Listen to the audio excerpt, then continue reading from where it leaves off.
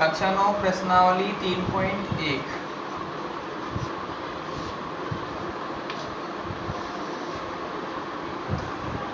प्रश्नावली का पहला क्वेश्चन है, एक अन्य व्यक्ति को आप अपने अध्ययन मेज पर रखे टेबल लैंप की स्थिति किस तरह बताएंगे।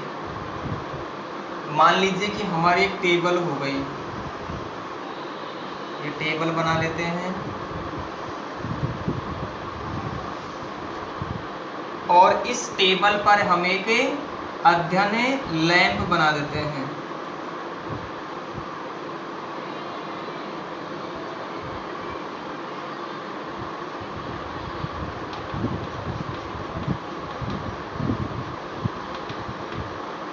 एक अध्ययन लैंप जो कि टेबल पर रखा हुआ है, इससे हमें अगर किसी अन्य व्यक्ति को बताना हो कि ये कौन से बिंदु को निर्देशित करेगा, तो हमें पता है कि इसे हम x अक्ष से निर्देशित करेंगे, इधर इसे y अक्ष से निर्देशित करेंगे। यहाँ हमारा होगा मूल बिंदु।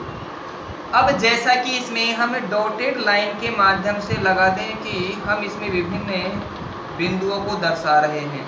जैसे मैं यहाँ दर्शा दूँ A और इसे दर्शा दे B से।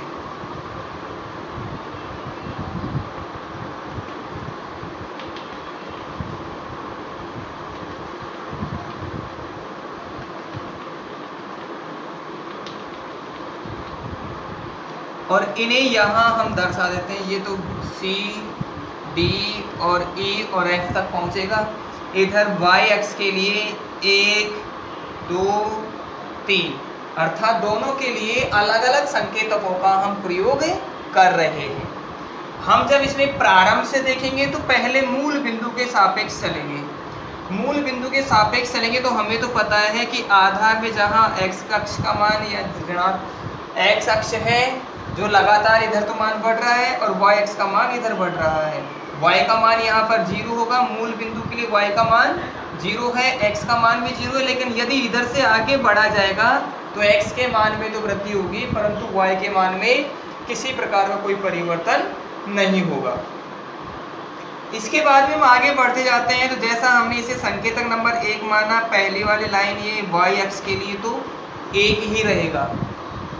y अक्ष के लिए इस पंक्ति में मान 1 रहेगा, y अक्ष के लिए इधर सेकंड पंक्ति में मान रहेगा 2।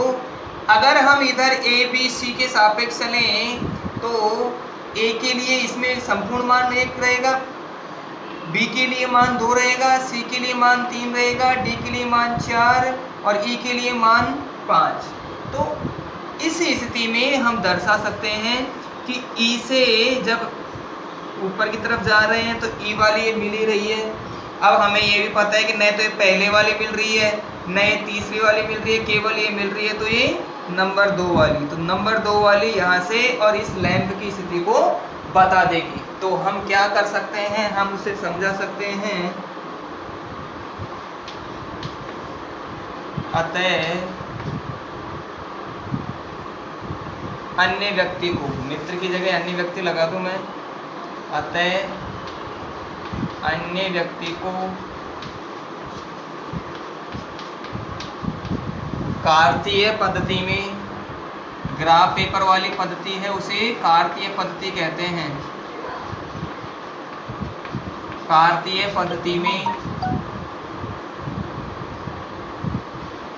बिंदुकित समूह से दर्शाएंगे। पद्धति में बिंदुकित समूह से दर्शाते हैं।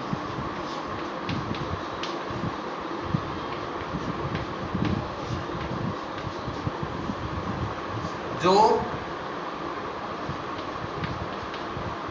बिंदु x अक्ष के लिए e प्राप्त हो रहे हैं, y अक्ष के लिए 2, तो e और 2 प्राप्त होता है। हम अपनी कॉपी में या अपने रफ पेज पर अलग अलग तरीके से अगर बनाएंगे तो इस बिंदु के निर्देशांक अलग अलग हो सकते हैं। जरूरी नहीं है कि सभी ने अपनी जो टेबल है उसे अध्ययन मेज पर लैंप को इसी स्थिति में रखा हो। कोई ऊपर भी रख सकता है, कोई इधर वाले कॉर्नर में रख सकता है, हो सकता है किसी ने बीच में रखा हुआ हो। तो अगर ऐसी स्थिति आती है तो उसके लिए मान थोड़ा कन्वर्जन हो जाएगा, थोड़ा बदल जाएगा। प्रश्न नंबर 2, दूसरे प्रश्न में बताया गया एक सड़क योजना है।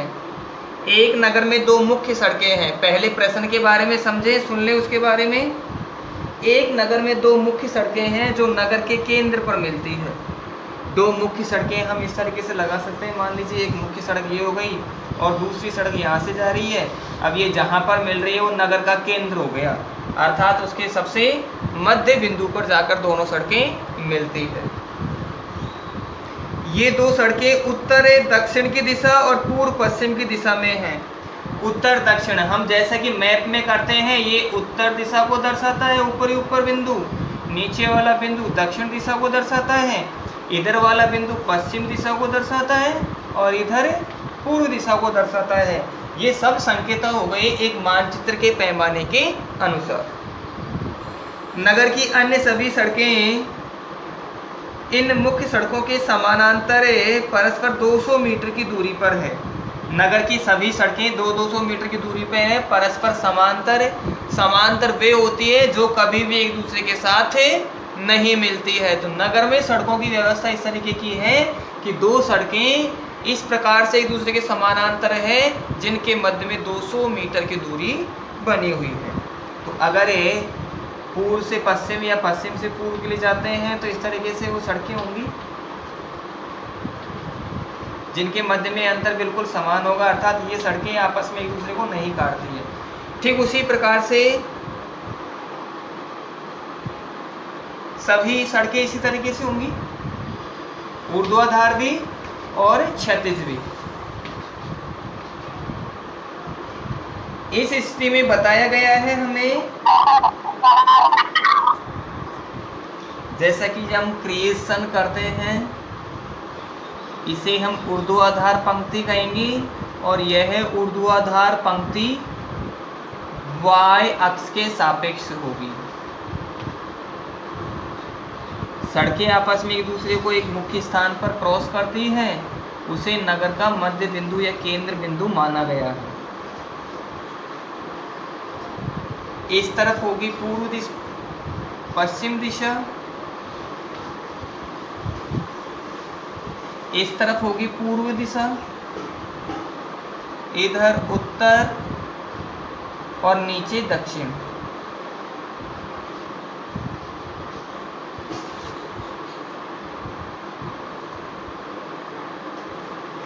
बताया गया है कि इनके समानांतर सड़कें हैं जो 200 मीटर की दूरी पर हैं। इन 200 मीटर को हमने अगर पैमाने के अकॉर्डिंग लेते हैं तो 1 सेंटीमीटर बराबर 200 मीटर लेते हैं।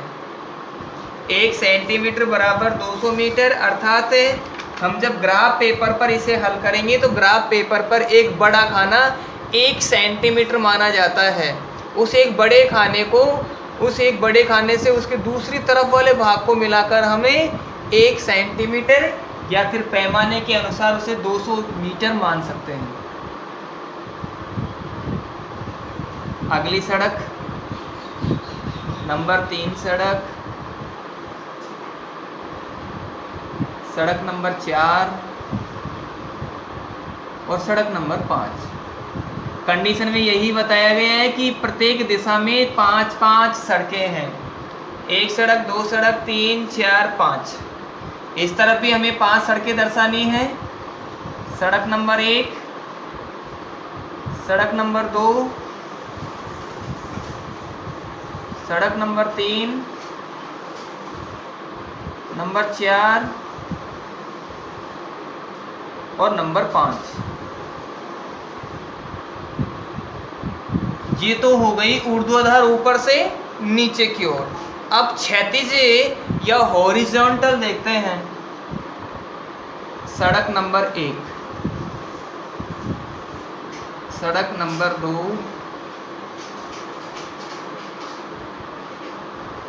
तीन,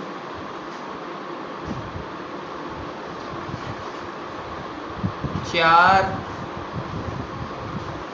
और सड़क नंबर 5। इस तरफ भी हमें सड़कों की रचना इसी तरीके से करनी है। 1, 2,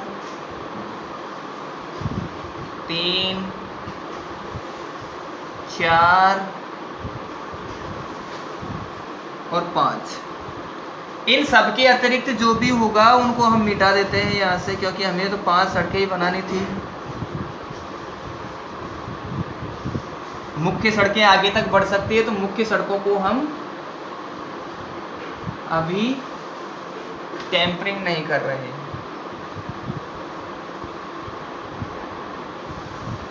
मुख्य सड़कें ऊपर से नीचे या बाएं से दाएं किसी भी क्रम में आगे बढ़ सकती है। अब इन्हें हम जब दर्शाएंगे तो दर्शाने के लिए वही मूल बिंदु हमारा हो गया, यहाँ से दर्शाएंगे इसे 0 से, और या फिर 1 2 3 4 और 5। इधर इसके लिए भी 1 2 3 4 और 5। यहाँ ऋणात्मक 1 ऋणात्मक 2, जैसा कि हम पूर्णांकों को दर्शाते हैं, और ऋणात्मक 5। दाईं तरफ धनात्मक होता है और बाईं ओर ऋणात्मक चिन्ह लिया जाता है। ठीक वैसा ही हम इसमें नीचे की तरफ करेंगे, ऋणात्मक 1 ऋणात्मक 2 ऋणात्मक 3 ऋणात्मक 4 और ऋणात्मक 5। धनात्मक में लेना है हमें यहाँ से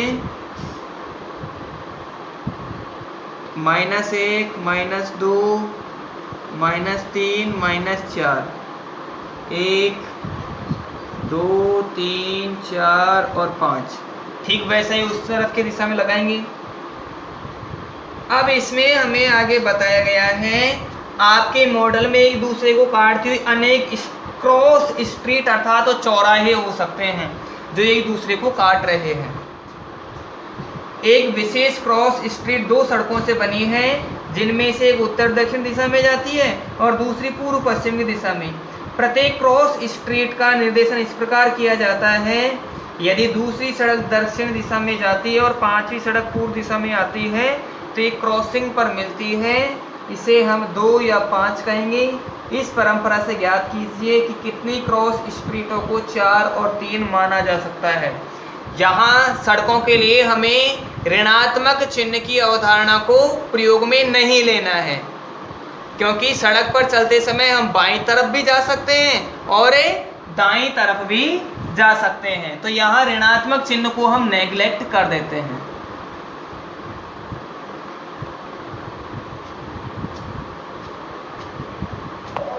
नीचे का नहीं दिख रहा। पहला प्रश्न पूछा गया है, कितनी क्रॉस स्ट्रीटों को 4 3 माना जा सकता है, अर्थात x बिंदु के सापेक्ष वो 4 पर हो और y बिंदु के सापेक्ष वो 3 पर हो। तो आडी लाइन में तो जहाँ जहाँ 4 है वो लेना पड़ेगा और खड़ी लाइन में जहाँ जहाँ 3 है वो लेना पड़ेगा। तो 4 नंबर मैं इधर यहाँ पहुँच जाता हूँ, इधर ये हो गया 4 और यहाँ से हो गया ये 3, तो नंबर 1 हमें प्राप्त हो गया 4 और 3 वाला बिंदु। अगला हमें इधर भी प्राप्त हो सकता है, 4 हो गया और 1 2 3,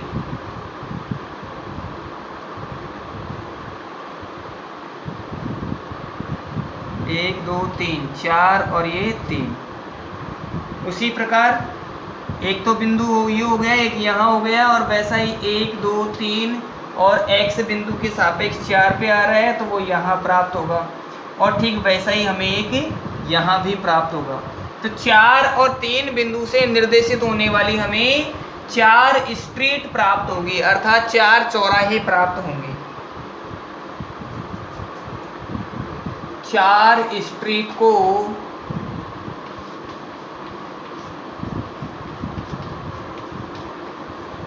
4 3 माना जा सकता है।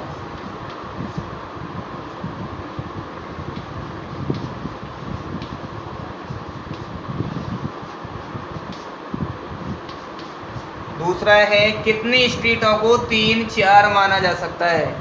3 4 पहले 3 है, 3 का अर्थ है कि ये पहले हमें x अक्ष वाला लेना है और बाद में 4 है जो हमें y अक्ष वाला लेना है।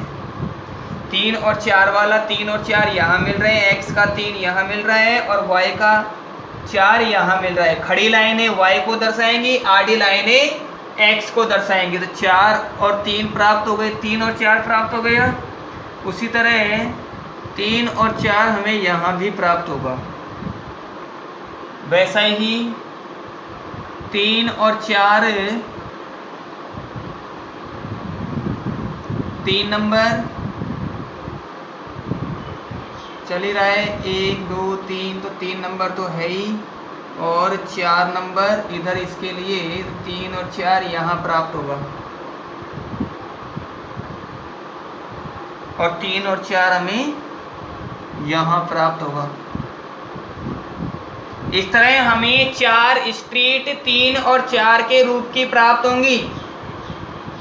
4 स्ट्रीट ही हमें 3 और 4 बिंदु को निरूपित करने वाली होंगी। 4 स्ट्रीट